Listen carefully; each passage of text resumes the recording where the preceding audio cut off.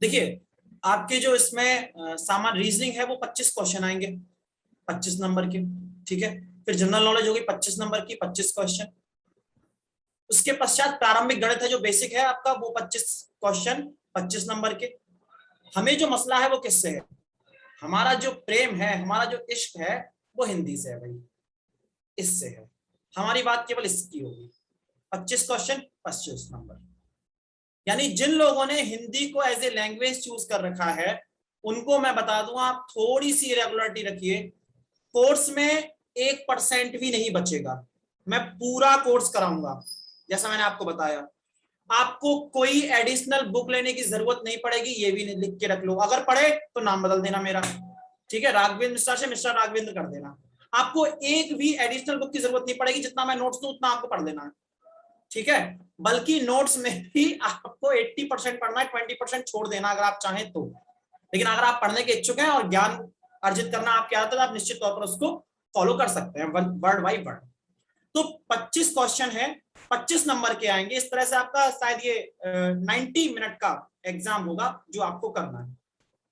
ठीक है, लेकिन जो 25 नंबर है ना, आप थोड़ी मेहनत कर लो, रेगुलरिटी के साथ लगातार बने रहोगे, क्वेश्चंस करते रहोगे, प्रैक्टिस करते रहोगे, समय का सदुपयोग करोगे, तो मैं कह रहा हूं 25 में से 22 नंबर लाना बड़ी बात नहीं है। मैं 20 नहीं बोल रहा हूँ, 22 बोल रहा हूँ। 3 नंबर ह्यूमन एरर के लिए छोड़ देता हूँ, लेकिन 22 नंबर लाना हिंदी में बड़ी बात नहीं है।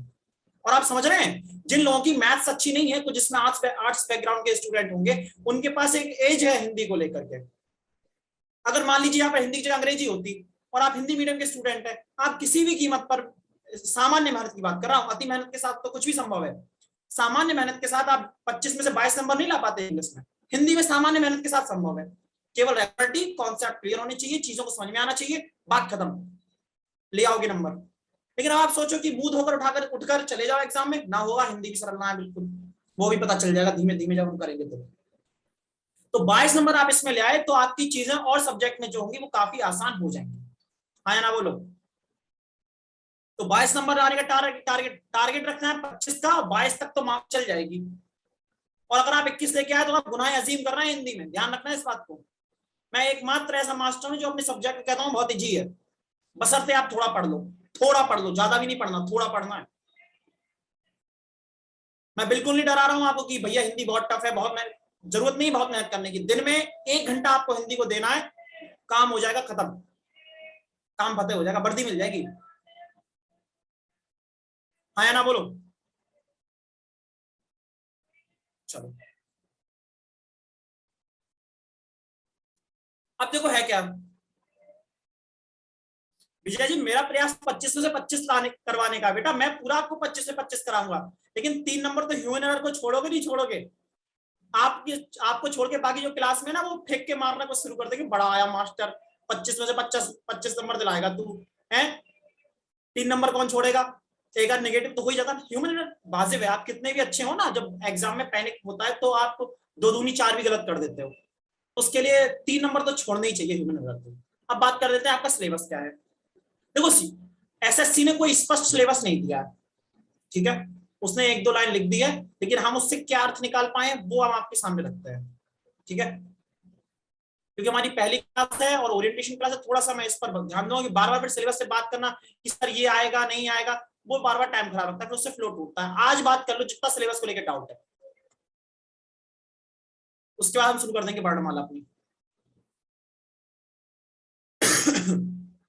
देखो वर्तनी की सामान्य अशुद्धियां, ठीक है, वही कोई सेंटेंस दिया होगा उसमें कोई गलती होगी, उसको आपको फाइंड आउट करना है कि भाई सेंटेंस का चौथा हिस्सा गलत है, इसमें ये गलती है। बहुविकल्पीय दिया होगा उसमें से एक फाइंड आउट करके आप आंसर निकाल दोगे। जैसे आपके इंग्लिश में होते हैं फाइंड द कॉमन एरर्स, है ना। शब्दों के बहुवचन, एक वचन, दो वचन, बहुवचन दो वचन तो होता नहीं है, संस्कृत में होता है, बहुवचन होगा। तो आप क्या करोगे भाई, एक वचन से बहुवचन, बहुवचन से एक वचन बनाने वाले प्रश्न आपको देखने को मिलेंगे। लिंग परिवर्तन भाई, स्त्री से पुरुष, पुरुष का स्त्री, जैसे लाला लालाइन होगा या लाल होगा, क्या होगा, इस तरह के प्रश्न आएंगे। मुहावरे और अर्थ तो पता ही है। अशुद्ध वाक्यों के शुद्ध रूप आएंगे। देखो वर्तनी में क्या होता है, जैसे श्रृंगार लिखा है, ठीक है, तो श्रृंगार को वो 3 तरीके से लिख देंगे और पूछेंगे इनमें से कौन सा शुद्ध लिखा हुआ है। ठीक है, तो आपको चूज करना होगा। तो ये तो होगा वर्तनीय शुद्धि। वाक्य शुद्धि का मतलब वाक्य का कौन सा हिस्सा गलत है उसको आपने बताना है कि ए बी सी डी में पहला हिस्सा, दूसरा हिस्सा, तीसरा हिस्सा, चौथा हिस्सा कौन सा गलत है वो आप फाइंड आउट करेंगे। विलोमार्थी शब्द आपको पता ही है, समानार्थी पर्यायवाची आपको पता है, अनेक शब्दों के लिए एक शब्द, मतलब जैसे कपि है, कपि किस, माफ कीजिएगा, हरि है, हरि किसे किसे कहते हैं, हरि भगवान विष्णु को भी बोलते हैं, हरि बंदर को भी बोलते हैं, ये होगा अनेकार्थी। एक शब्द के अनेक अर्थ, हाँ या ना बोलो, ठीक है। कहावतें और लोकोक्तियां, बिल्कुल मुहावरे और लोकोक्ति एक ही जैसा बात है, लेकिन यहाँ पर अलग लिख दिया। संधि क्रिया भी हो गई और संज्ञा भी हो गई, रचना रचयिता आदि। कुल मिला के पढ़ना क्या क्या है बेटा, ऐसा है ना, पढ़ना है सब। हम किस क्रम में कराएंगे वो भी सुन लो। सबसे पहले वर्णमाला करा रहा हूं, कल कराऊंगा उच्चारण स्थान, बेसिक से स्टार्ट कर रहा हूं, 0 से। आज वर्णमाला, कल उच्चारण स्थान, यानी जब भी नेक्स्ट क्लास लगेगी तब उच्चारण स्थान। उसके पश्चात संज्ञा, सर्वनाम, विशेषण, क्रिया विशेषण, कारक, अव्यय, समास, अलंकार और रस, छंद और अलंकार। सिलेबस में नहीं है लेकिन फिर भी आपको एक ही दिन में ओवरव्यू दे दूंगा, एक सामान्य जानकारी दे दूंगा। मान लो बाई चांस कोई किसी ने कुछ पूछ पाछ लिया तो, सिलेबस में नहीं है इसीलिए मैं एक दिन में तीनों चीजें निपटाऊंगा, रस, छंद, अलंकार, ठीक है। फिर आपकी वाक्य में अशुद्धि है, अनेकार्थी शब्द है, इस तरह चलते रहेंगे। लेकिन शुरू की 7 क्लासें आपकी बेसिक्स की होंगी, जो ये निर्धारित करेंगे कि वाक्यों में अशुद्धि आप कैसे पहचानोगे। संज्ञा को आप पहचान लोगे, सर्वनाम को आप अच्छे से पहचानना शुरू कर दोगे, ये समझ जाओगे किसके संग बहुवचन की क्रिया लगानी है, किसके संग एकवचन की क्रिया लगानी है, कहां पर से होगा, कहां पर होगा, सेम इंग्लिश की तरह। तो उसके लिए आपको संज्ञा पढ़नी पड़ेगी, सर्वनाम पढ़नी पड़ेगी, क्रिया विशेषण पढ़ना पड़ेगा, विशेषण पढ़ना पड़ेगा, कारक चिन्ह पढ़ने पड़ेंगे। कर्ता ने कर्म को कारण से, अगर आप संप्रदान के लिए प्रधान से अलग होना, काकी की रारी ने, नानी ने, इस तरह से, ठीक है। तो ये हमारा क्रम होगा। तो शुरुआत की जो 10 क्लासें होंगी वो बेसिक्स पर होंगी, उसके बाद हम पर्यायवाची, फिर कोई कॉन्सेप्ट की बात नहीं है, फिर आप जितना जानते हो नोट से आपको पढ़ना और उत्तर देना है, इतनी सी बात है। तो शुरुआत की 10 क्लास ज्यादा इंपॉर्टेंट है कॉन्सेप्ट सीखने के नजरिए से। अब आप बताइए, आपका कोई यहाँ पर डाउट हो, कोई समस्या हो, सर दर्द, जुकाम, पेट दर्द, कुछ भी हो पूछ सकते हो। उसके पश्चात हम शुरू करें अपना पहला सिलेबस का टॉपिक वर्णमाला। बताएं।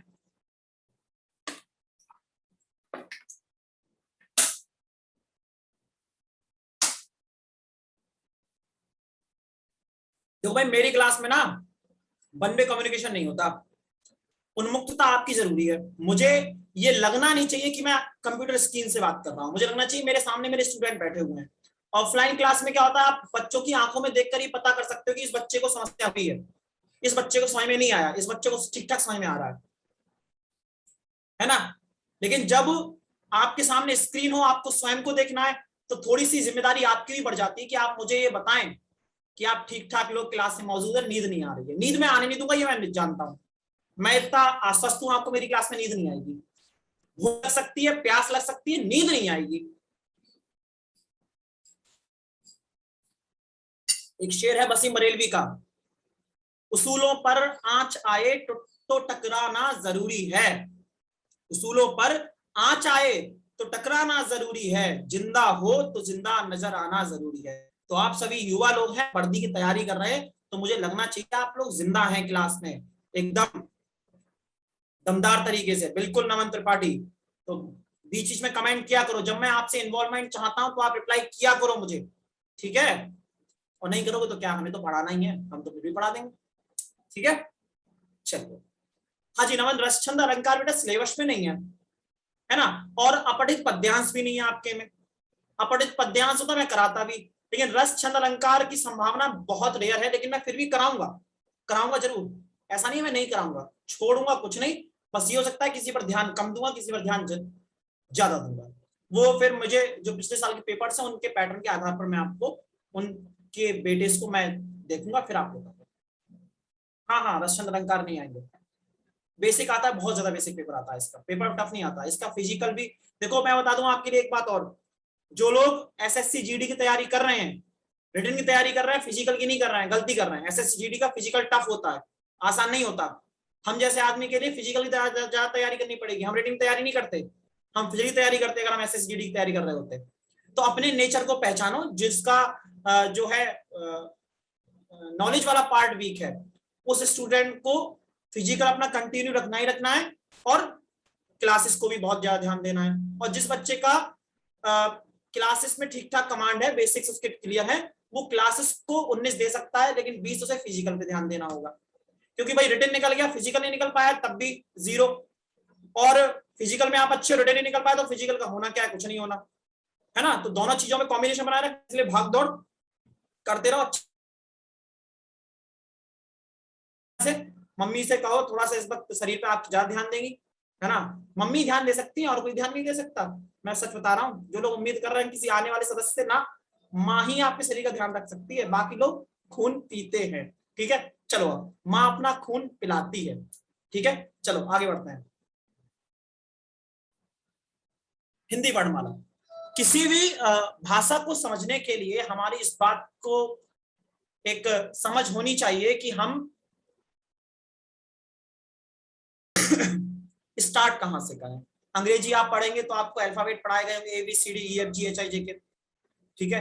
आप उर्दू के स्टूडेंट रहेंगे तो एलबे पे शायद यही है, अगर गलती हुई हो तो फिर देखना, तो वो आपको पढ़ना पड़ेगा। ऐसे ही हिंदी को समझने के लिए आपको वर्णमाला बेसिक है, जरूरी है ना। तो मैं वर्णमाला की बात करूंगा।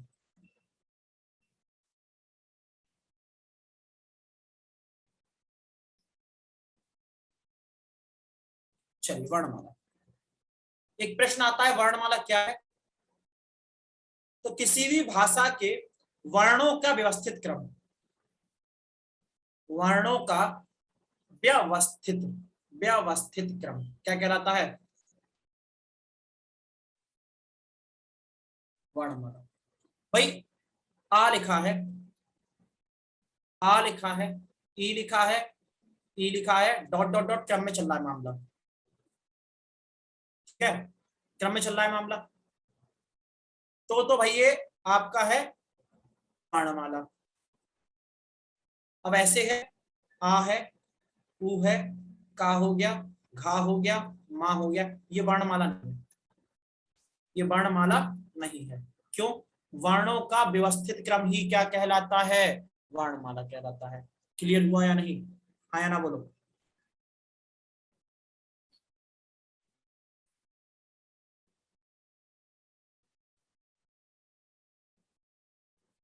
क्लियर हो गया। चलिए एक बात बताओ, सच से बताना, जितनी देर में मेरा रिप्लाई कर रहे हो उतनी देर उसका भी इतनी देर में रिप्लाई करते हो? तो फट से अगर उल्टे सर तुम्हारा नीचे होगा ना, पैर ऊपर होंगे, और उसका व्हाट्सएप पे पिन बजती होगी, फट से कर देते हो कि नहीं नहीं मैं ठीक हूं। और लड़कियां भी, क्योंकि उन्हें लगता है ना कि वो कोई नाराज ना हो जाए, मास्टर नाराज हो जाए तो हो जाए, वो नाराज ना हो पाए, तो जितनी जल्दी उसका वो करते हो रिप्लाई, उतनी जल्दी हमारा कर दो, उतना ना करो, कम से कम थोड़ा डिले कर दो। ऐसा क्या कि भाई हम चिट्ठी भेजे आज उत्तर आए कल, परसों तक कुछ और मामला हो जाए, तो रिप्लाई आज के आज कर दो, है ना, और थोड़ा उन्मुक्तता के साथ। वो कह रहा है सर सिंगल है, चिंता ना कर, तू नौकरी ढूंढ ले भाई, बढ़िया सी मिलेगी, नौकरी की बात ज्यादा अच्छी मिलती है, ध्यान रखना। चलिए अब वर्णमाला में होते कौन कौन से हैं, वर्णमाला में क्या क्या होते हैं उस पर बात करते हैं। देखो वर्णमाला में दो प्रकार के आपको वर्ण मिलेंगे, एक तो मिलेंगे स्वर और एक मिलेंगे व्यंजन, ठीक है। एक चीज मैं बताना भूले कि वर्ण क्या होता है। किसी भी भाषा की सबसे छोटी इकाई, सबसे छोटी इकाई वर्ण कहलाती है, इसी को बोलते हैं अक्षर। अक्षर जिसका क्षरण ना किया जा सके, जिसको और काटा छाटा ना जा सके, जिसको और तोड़ा ना जा सके, अक्षर। वर्ण, ध्वनि, तीनों एक ही चीज है, ध्वनिया भी यही होती है, ठीक है। तो वर्ण क्या है, वर्ण है भाषा की सबसे छोटी इकाई, जिसे अक्षर भी बोलते हैं, ध्वनि भी बोलते हैं। अब इन्हीं वर्णों का व्यवस्थित क्रम क्या कहलाया, वर्णमाला। अब इस वर्णमाला वर्ण कितने प्रकार के होते हैं, वो दो प्रकार के होते हैं, एक होता है स्वर और एक होता है व्यंजन। अभी बात करेंगे स्वरों की, ठीक है। स्वर क्या होता है, स्वर वे वर्ण होते हैं जो उच्चारण में स्वतंत्र होते हैं, उच्चारण में स्वतंत्र होते हैं, मतलब इनको उच्चारण में किसी की सहायता की आवश्यकता नहीं होती।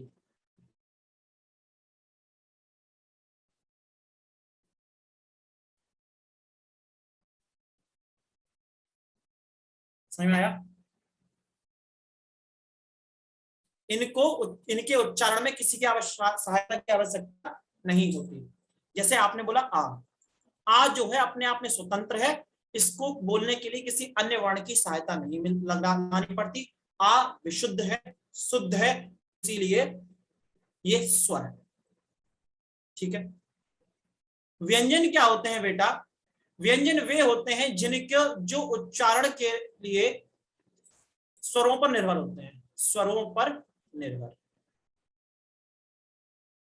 यानी ये स्वतंत्र हुए या परतंत्र? भाई ये परतंत्र हो गए, आया ना बोलो? परतंत्र हुए नहीं हुए? परतंत्र हो गए भाई, स्वरों पे डिपेंड कर रहे हैं।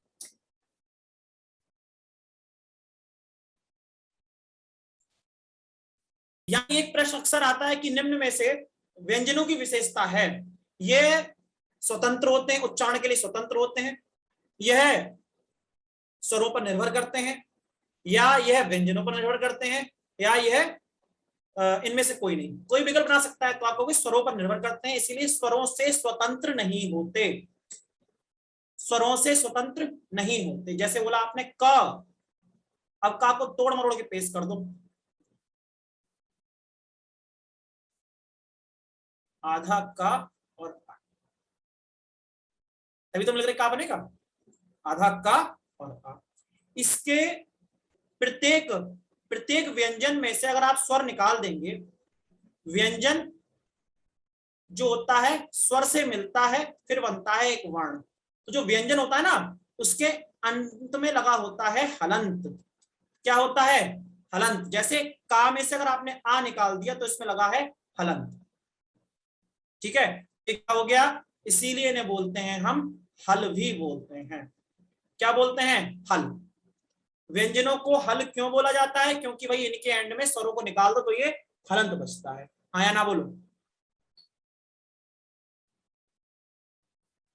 उम्मीद है सभी लोग कॉपी और पेन लेकर बैठे ही होंगे, तो आप लोग बुद्धिजीवी लोग हैं एकदम। जरा हैंड तो रेस करो, कौन कौन कॉपी पेन लेके बैठा हुआ है एकदम माहौल बना के। कीर्ति उज्जवल जी वेरी गुड, अमित, अजय मोहन, नमन त्रिपाठी, शाबाश, कितने तेजस्वी लोग हैं। जीते रहो बच्चों, जीते रहो।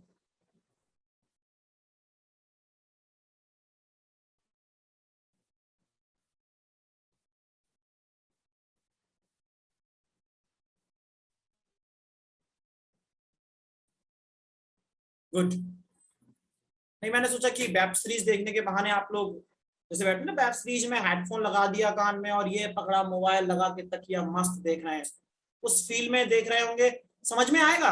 मैं फिर भी कहना समझ में आएगा, लेकिन चीजें आपके माइंड में याद नहीं रहेंगी आपको। तो वेब सीरीज की तरह ना देखकर इसे उस तरह से देखें कि आप कोई महत्वपूर्ण तस्वीर देख रहे हैं। प्यार के कागज पर दिल की कलम से लगातार लिखते जाना, नौकरी मिल जाएगी। ठीक है, और ये हिंदी में नहीं, सारे सब्जेक्टों में करना चाहिए आपको। आपको सारे सब्जेक्टों में करना होगा ये काम। ठीक है, चलिए अब आगे बढ़ते हैं। आगे बढ़े, नोट कर लिया ये।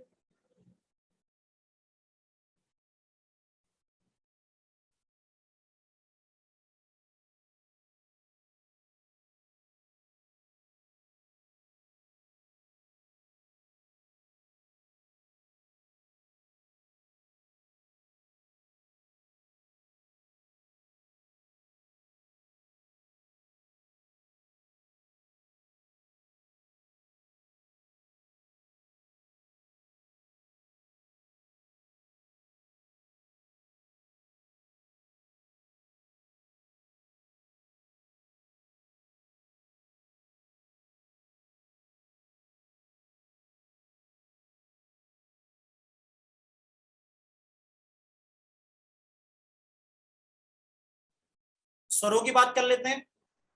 हमने व्यंजन का बेसिक समझ लिया, स्वरों को समझ लिया। अब बात करते हैं कि स्वर कितने प्रकार के होते हैं? सबसे पहले आते बेटा ह्रस्व स्वर। इनके उच्चारण में सबसे कम समय लगेगा,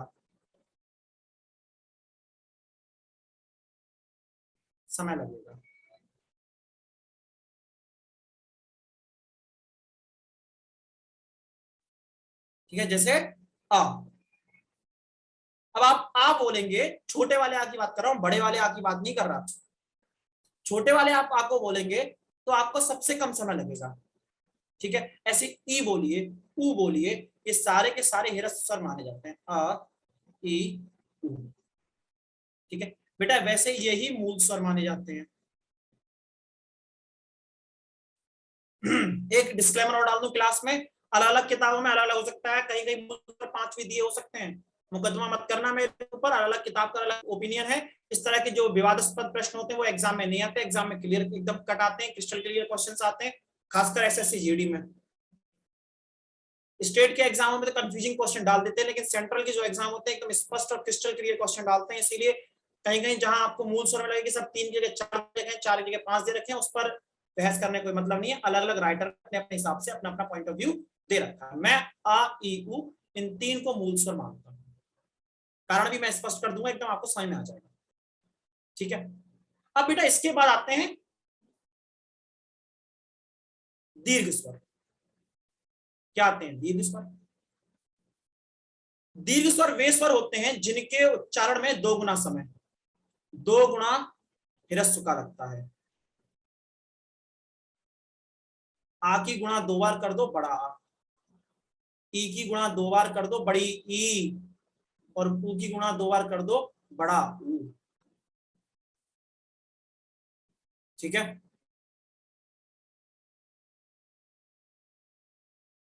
ना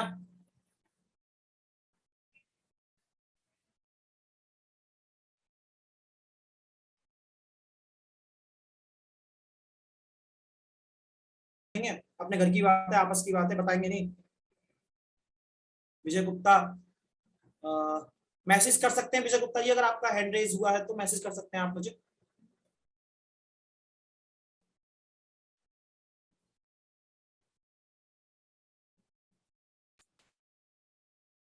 क्लियर है? कोई डाउट हो तो बोल देना, आगे बढ़ रहे हैं अब हम।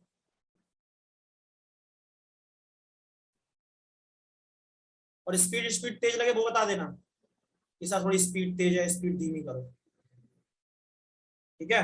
हाँ जी, अब हमने बताया ह्रस्व हो गया, दीर्घ हो गया, फिर प्लुप्त स्वर। तो बेटा होता क्या ना, प्लुप्त स्वर को विद्वान लोग मूलतः स्वरों में नहीं काउंट करते। वो ये कहते हैं भाई जिन स्वरों को हम एक्सप्लेन नहीं कर पाए आपने जबरदस्ती प्लुप्त स्वर में डाल दिया, ऐसा वो बोलते हैं, है ना। तो इसका एक एग्जाम्पल मात्र ये है जिसको दीर्घ स्वर के बोलने में 2 गुना समय लगे, ये मान के चलो सबसे ज्यादा समय लगा है, ठीक है। और इसका एग्जाम्पल है आपका ओम। ओ, जितना आपके अंदर सांस है उतना बोलते रहिए, जितनी आप में सांस है बोलते रहिए ओम, है ना। तो ये एक प्लुप्त स्वर का उदाहरण है। कहीं कहीं प्लुप्त स्वर का उदाहरण ऐसे दे दिया था, जैसे आप सुन रे, सुन रे, तो इसमें जो रे है ना, रे, इसको आप खींच सकते हो, इसीलिए यही प्लुप्त स्वर माना जाता है कहीं कहीं। ओम प्लुप्त स्वर है, ठीक है। अब आपका बचा संयुक्त स्वर, ठीक है। मूल स्वर हो गया, दीर्घ स्वर हो गया, ह्रस्व स्वर हो गया, अब बचा आपका संयुक्त स्वर। वो क्या है उसका व्यवहार निपटाते हैं। ह्रस्व स्वर, मूल स्वर, हम क्या बताने वाले थे, संयुक्त स्वर, संयुक्त स्वर।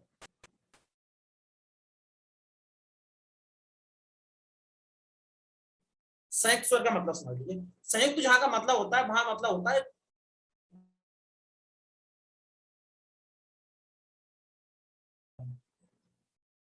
मुझे स्पेलिंग पता है, मैं व्हाट्सएप लैंग्वेज में लिख रहा हूँ, व्हाट्सएप वाली लैंग्वेज में होती है ना, जैसे आप लोग बात करते हो ना।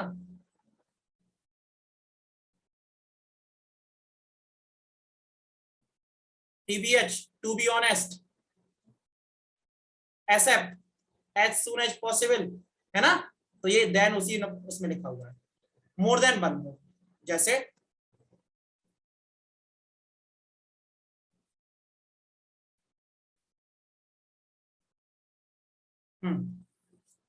ए है, ठीक है, औ है, आई है,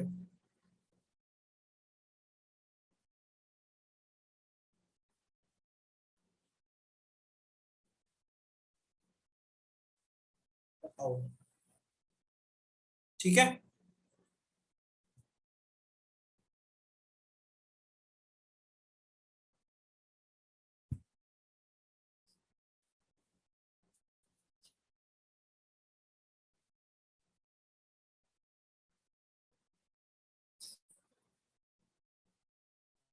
देखिए साहब, आ प्लस ए बराबर हो जाता है आई, आ प्लस ओ बराबर हो जाता है आओ।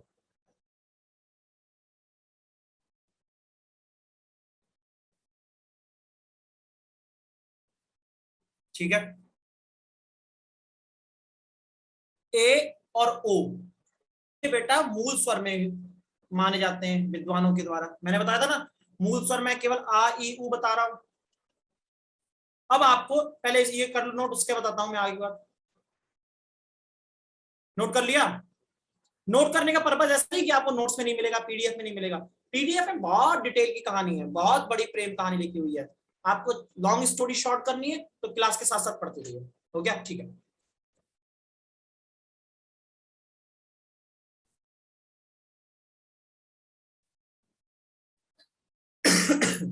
हाँ जी, मूल स्वर की कहानी बेटा ऐसी है। नामवर सिंह साहब एक बहुत बड़े हिंदी के व्याकरण के बेता रहे हैं, जो इस वक्त दिल्ली के मॉडल टाउन में रहते हैं, पास में ही रहते हैं। कब उनसे मिलने का अवसर एक बार मिला भी था। उनके हिसाब से आ ई उ और रे लघु दीर्घ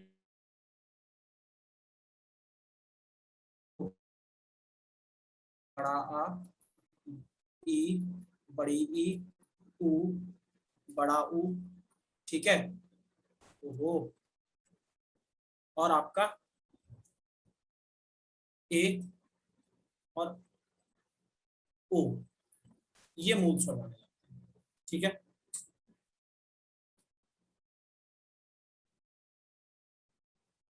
ठीक है, ये है स्थिति।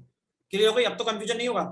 तो आप ये मान के चलिएगा, तो मैंने कई जगह रिसर्च कर ली है कि आ ई उ वाला जो सिस्टम है वो केवल जो टीजीटी पीजीटी लेवल की रिसर्च लेवल किताबें हैं उनमें माना जाता है। सामान्य स्तर पर अभी भी लोगों में चलन यही है कि इन लोगों को इनको मूल स्वर माने। ठीक है, तो आपको इतना ज्यादा जाना नहीं है, केवल इन्हीं को मान के चलिए। ठीक है, अब बात करते हैं भाई, आगे बढ़ते हैं। अनुनासिक और अनुस्वार होता क्या है? वैसे स्वरों की संख्या कितनी है? 16 हो जाती है, सबको लगा लें। अनुनासिक अनुस्वार रिर लिर सबको लगा के 16 हो जाती है। लेकिन बोर्ड कितने मानता है? 11। ये भी ध्यान रखना। कौन कौन से? ये सारे ओ और औ। काउंट करो, 1 2 3 4 5 6 7 8। 1 2 3 4 5 6 7 8 9 10 11। बस इतने को मानता है बोर्ड स्वर, बाकी किसी को नहीं मानता। ठीक है, वैसे 16 होते हैं। अब 16 कैसे हो जाएंगे भाई? अंग और चंद्रबिंदु, इन्हें कहा लेके जाओगे आप? ये भी तो होंगे ना। फिर आपका एक आता है विसर्ग भी आता है, उसे कहां लेके जाओगे?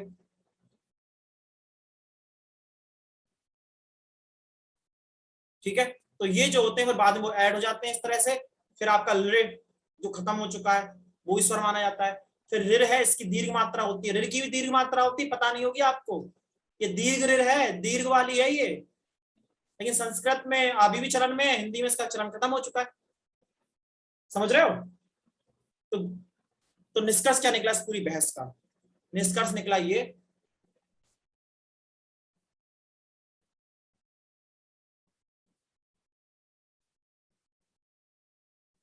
स्वर हो गए आपके।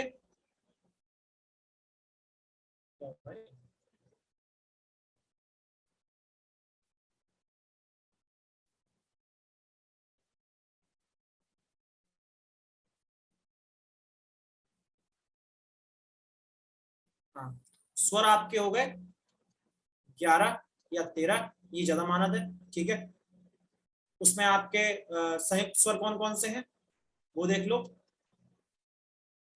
और आओ। मूल स्वर आपके कितने हैं? आ, बड़ा आ, ई, बड़ी ई, उ, बड़ा उ, ए, ओ। ठीक है, क्लियर हो गया?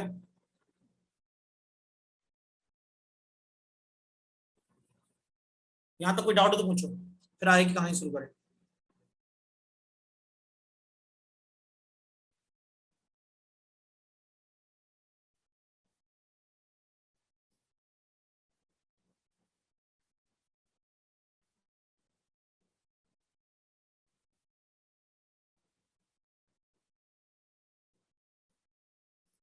अब बात कर लेते हैं भाई व्यंजन की।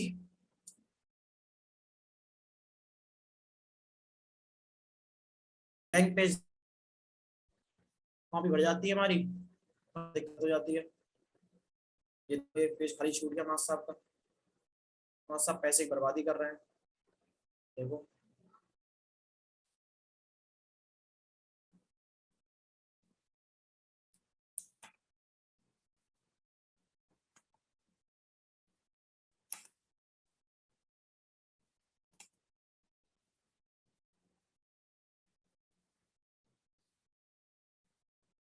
देखें साहब, अब व्यंजन कितने प्रकार के होते हैं?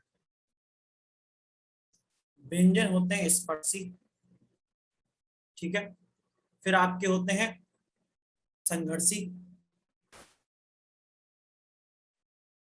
या ऊष्मीय व्यंजन जिन्हें बोलते हैं, फिर होते हैं संयुक्त। क्या होते हैं फिर? संयुक्त।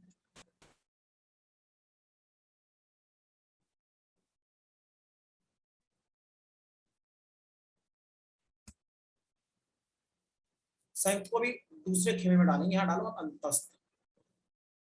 अंतस्थ, अंतस्थ।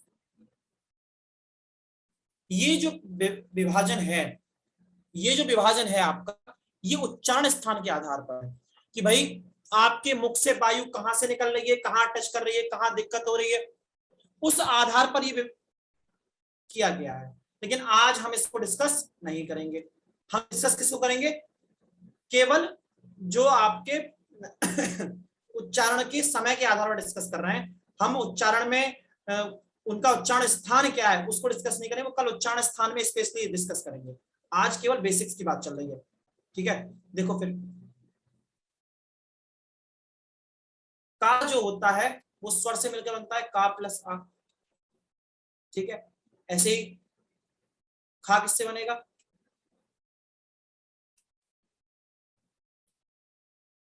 गा किससे बनेगा? गा प्लस आ। घा किससे बनेगा? घा बनेगा गा प्लस हा, हा और प्लस हा, गा हा आ, घा। ठीक है, घा बन जाएगा। तो ये पैटर्न रहता है। अब वर्णमाला को याद करने की ट्रिक बता रहा हूं कि आप इन वर्गीय व्यंजन को, कल वर्गीय व्यंजन पढ़ के आना तब काम होगा। वर्गीय व्यंजन कल आपको पढ़ के आए हैं, ठीक है दोस्तों, तब काम चलेगा। जैसे स्पर्शी व्यंजन कौन से होते हैं? वर्गीय व्यंजन को ही स्पर्शी व्यंजन कहते हैं। अब वो सब वर्गीय व्यंजन क्या है ये तो बताओ। तो स्पर्शी समझे बेटा, वर्ग होते हैं 5। का वर्ग, चा वर्ग, टा वर्ग, ता वर्ग, क चा टा ता, पा वर्ग। ये वर्गीय व्यंजन है। हर वर्ग में 5 व्यंजन होते हैं।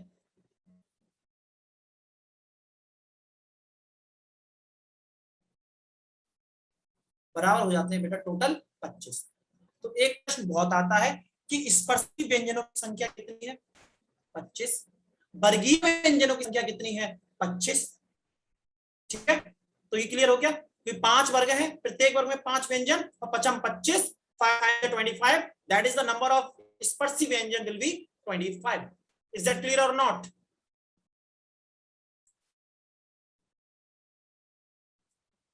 ये बहुत काम आएगा। ये सोच रहे हो क्या क्या पढ़ा रहा है, हम तो उससे ज्यादा जानते हैं।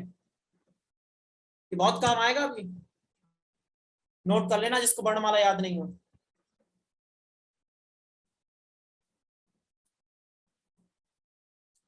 देखें साहब, क ख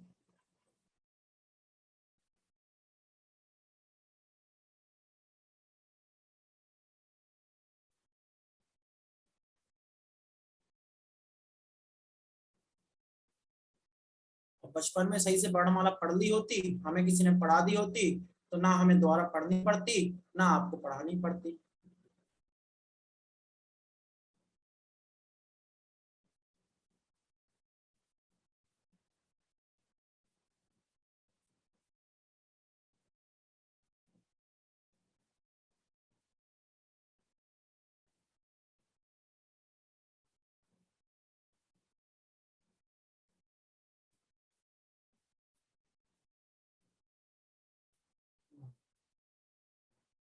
ठीक है, अब याद कैसे करोगे सर? इसका क्रम का बड़ा महत्व है कि कौन सा वर्ग कब आता है। क्योंकि कल जब मैं कराऊंगा तो आपको पता चलेगा कि जब उच्चारण स्थान निकालते हैं तो कैसे निकालते हैं। भाई का बोला जाएगा तो कहां से बोला जाएगा, ता बोला जाएगा तो कहां से बोला जाएगा, टा बोला जाएगा कहां से बोला जाएगा। उसके लिए आपको ट्रिक याद रखनी है। यहाँ पे लिख देता हूँ, किस पेन से लिखूं? लाल पेन से ही लिखूंगा। ट्रिक ऐसी है, खूनी पेन से लिखूंगा। कचोटता, कचोटता प्यार। हाय हाय, खूनी कलम से लिखा है मैंने, कचोटता प्यार।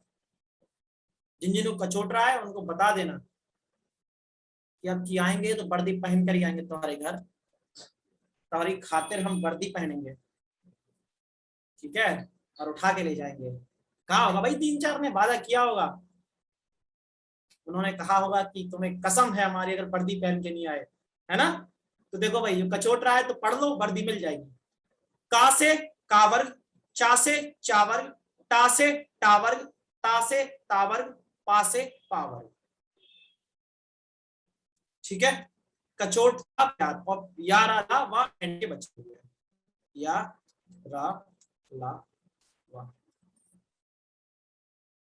क्लियर हो गया? अब इन वर्ण के उच्चारण स्थान क्या है, इन वर्णों को कैसे पढ़ेंगे? अल्पप्राण महाप्राण क्या होते हैं, निरनुनासिक अनुनासिक क्या होते हैं, है ना।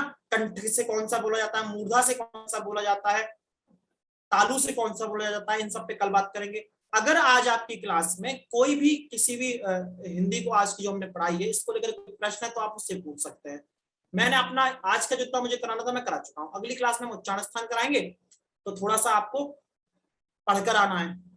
नहीं पढ़ के आएंगे तब भी समझ में आई जाएगा ऐसा क्या है, लेकिन पढ़ के आएंगे तो अच्छा है, नहीं पढ़ के आएंगे तो कोई दिक्कत नहीं है। अगर आपको कोई प्रश्न है तो आप मुझसे पूछ सकते हैं।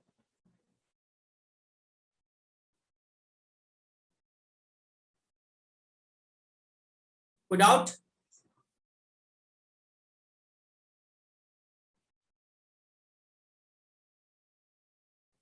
कोई डाउट नहीं है? बहुत बढ़िया, वेरी गुड।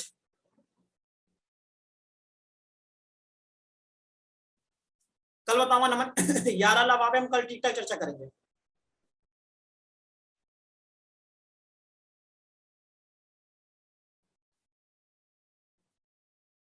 क्लियर हो गया, ठीक है। अच्छा, आपको अच्छा लगा पढ़ के? ओके रोशनी जी, मैंने आपसे कहा आप मुझे बताओ कि आपको स्पीड थोड़ा सा ज्यादा लग रही है, जिसमें पढ़ा देंगे हम। मैं एक चीज और भी हो सकता है, मैं थोड़ा जल्दी बोलता हूँ तो आपको इस बात का एहसास हो रहा हो जल्दी पढ़ा है। पढ़ा वैसे मैं ठीक स्पीड से रहा हूँ, आप कहेंगे थोड़ा और स्पीड धीमे रख देंगे, एस्केलेटर से पैर हटा लेंगे, है ना। Thank you so much. हाँ मैं अभी रिवाइज कराऊंगा हूँ, अगर आपके कोई प्रश्न बचे होंगे।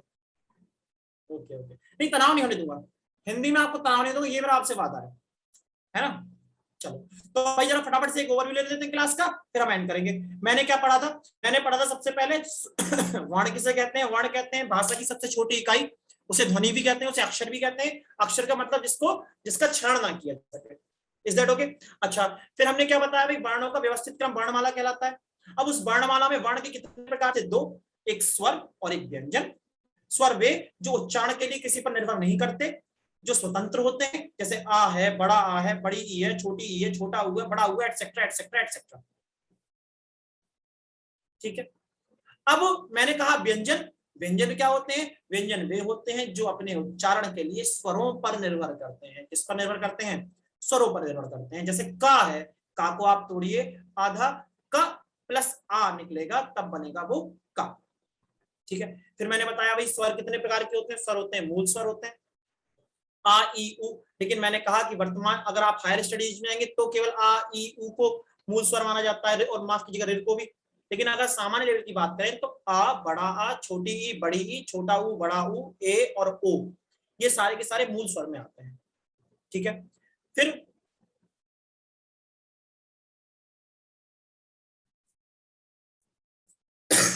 ठीक है, उसके बाद आप देखें, फिर मैंने कहा था कि आपको स्वर सबसे कम समय लेते हैं, छोटी मात्रा होती है इनकी, जैसे छोटा आ, छोटी ई, छोटा ऊ, सबसे कम समय लेंगे। दीर्घ स्वर हिरस्थ स्वरों का दोगुना समय लेते हैं, यानी बड़ा आ, बड़ी ई, बड़ा ऊ, यानी आ से दोगुना समय लिया बड़े आ में, छोटी ई ने बड़ा दुगना, छोटी ई का दोगुना समय लगा बड़ी ई में, और छोटे ऊ का दोगुना समय लगा बड़े ऊ में। Is that clear? फिर हमने कहा भाई प्लुप्त स्वर ही माना जाता है। प्लुप्त स्वर क्या होता है कि दीर्घ स्वर का दोगुना समय लगा मान के चलो, लेकिन ऐसा होता नहीं है, मतलब मान के चलो तो अनंत तक पहुंच सकता है। आप ओम कितना भी बोल दो, सुन रे, अरे सुन, तो जहां रे वर्ड वो भी आप कितना चाहो उतना खींच सकते हो। तो क्रम आपको हमेशा याद रखना है। ये कहीं पूछे कितना दोगुना समय लगता है, तीन गुना समय लगता है, आपसे पूछा ये जाएगा कि निम्न स्वरों पे उच्चारण में लगने वाले समय के आधार पर अवरोही क्रम में आरोही क्रम में लगा दीजिए।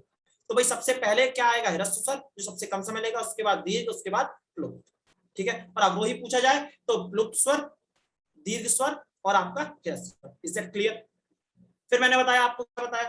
फिर मैंने आपको बताया भाई मूल स्वर पे फिर डिबेट हुई थी, हमने मूल स्वर 11 बता दिए, बताया था हमने, क्लियर कर चुका हूं।